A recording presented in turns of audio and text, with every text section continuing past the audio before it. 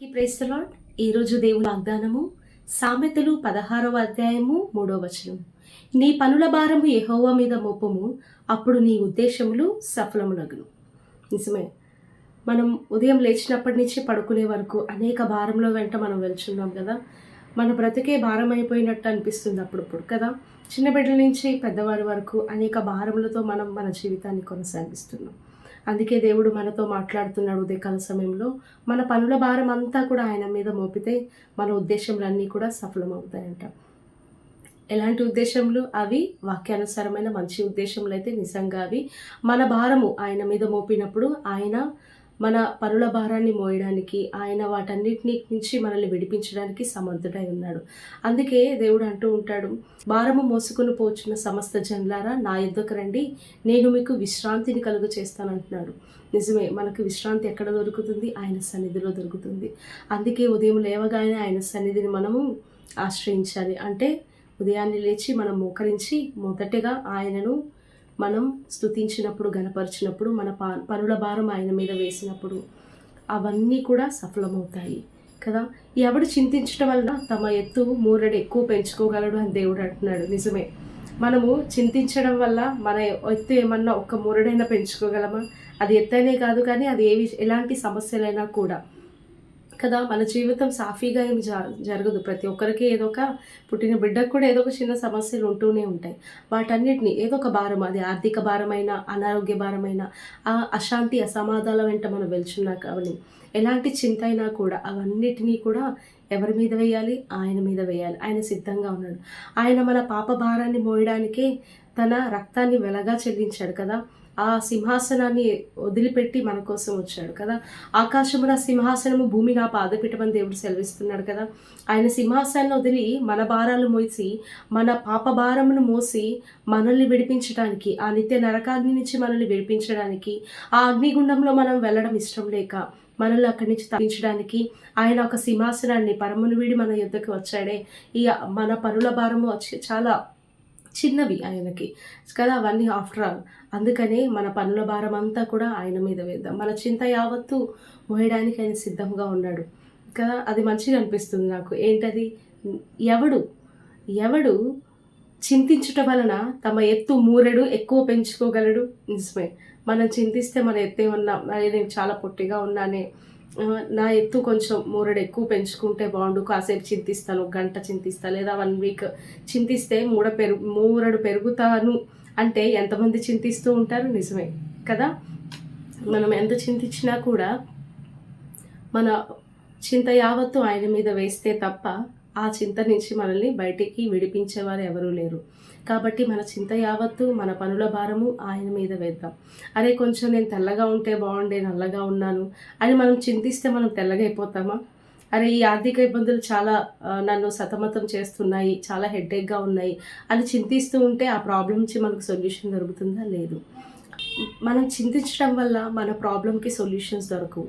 దానివల్ల అనేకమైన అనారోగ్యాలు కదా, ఎక్కువ టెన్షన్స్తో ఆలోచించడం వల్లే కదా షుగర్లు, బీపీలు, థైరాయిడ్లు, ఇలాంటి అనారోగ్య పరిస్థితులన్నీ కూడా.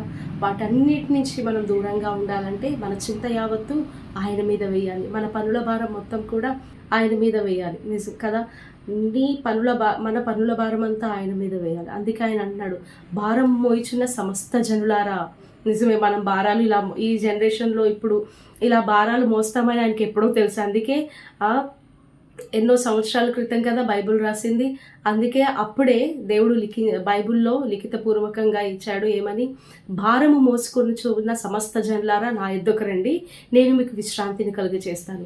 నీ పనుల భారము యెహోవా మీద మోపము, అప్పుడు అవన్నీ కూడా సఫలమవుతాయని దేవుడు అప్పుడే మన కోసం, మన ప్రణాళిక అంతా ఆయన చేతుల్లో ఉంటుంది కదా.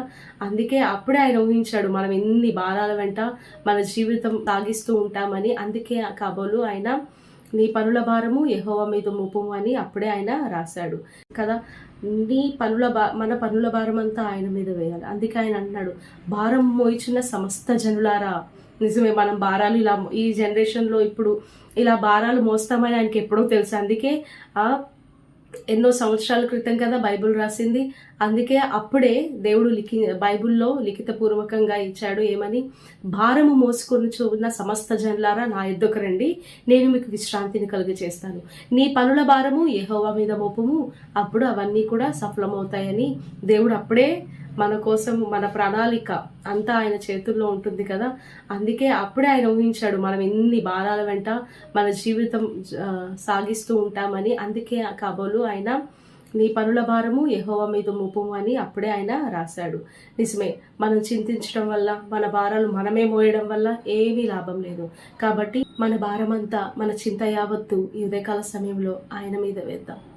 మనుషుల మీద కాదు, మన తల్లిదండ్రుల మీద కాదు, లేదా మన భాగస్వాముల మీద కాదు, కానీ మన దేవుడు, ఓకే, మనకున్న ఏకైక దేవుడు ఆయనే మనకు అన్నీ కూడా కదా. యేసయ్యా, నువ్వు తప్ప ఇంకెవరున్నారయ్యా అనేసి ఆయన మీదే మన పనుల భారం, మన చేయవత్తు వేద్దామా.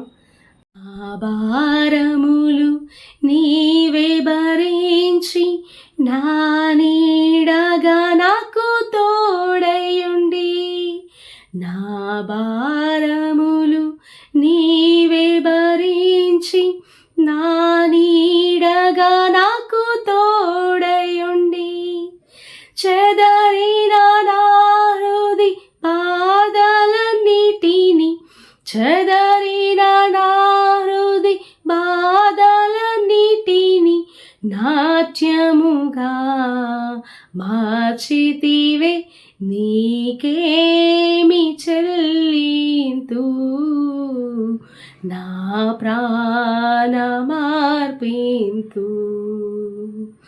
నీకేమి చెల్లింతు, నా ప్రాణమార్పింతు. ఎడబాయని నీ కృపలో. నిజమే, మన భారాలు మోయడానికి ఆయన సిద్ధంగా ఉన్నాడు.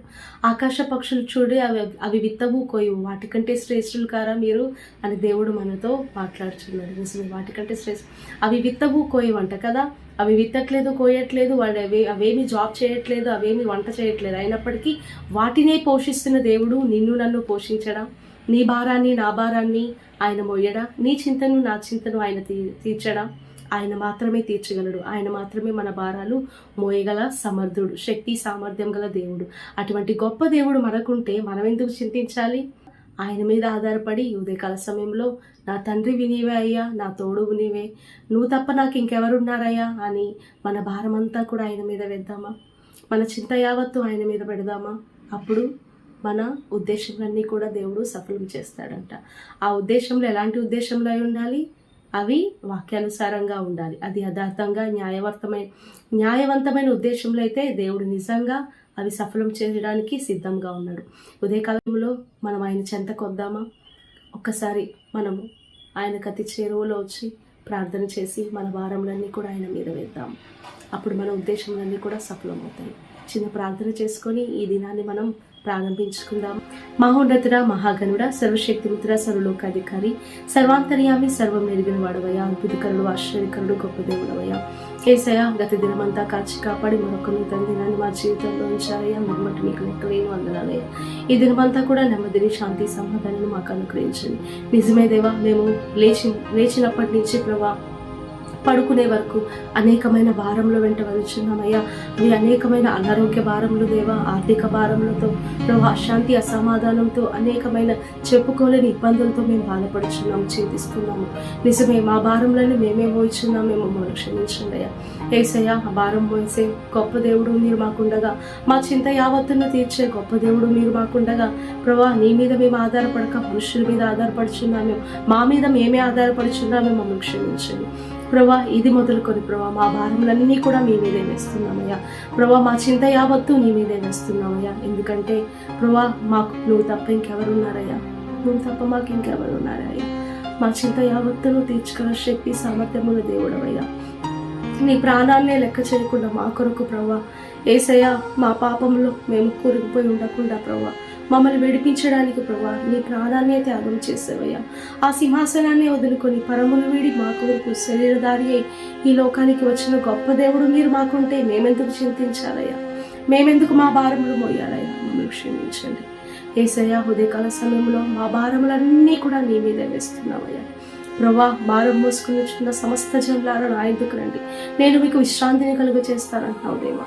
మా భారములన్నీ కూడా నీ మీద వేయమంటున్నావయ్యా. అప్పుడు మా ఉద్దేశములన్నీ కూడా సఫలం చేస్తామంటున్నావయ్యా. నిజమే దేవా, మా భారములన్నీ కూడా మీ మీదే వేస్తున్నాం. మా ఉద్దేశములన్నీ కూడా మీరు సఫలం చేయండి అయ్యా.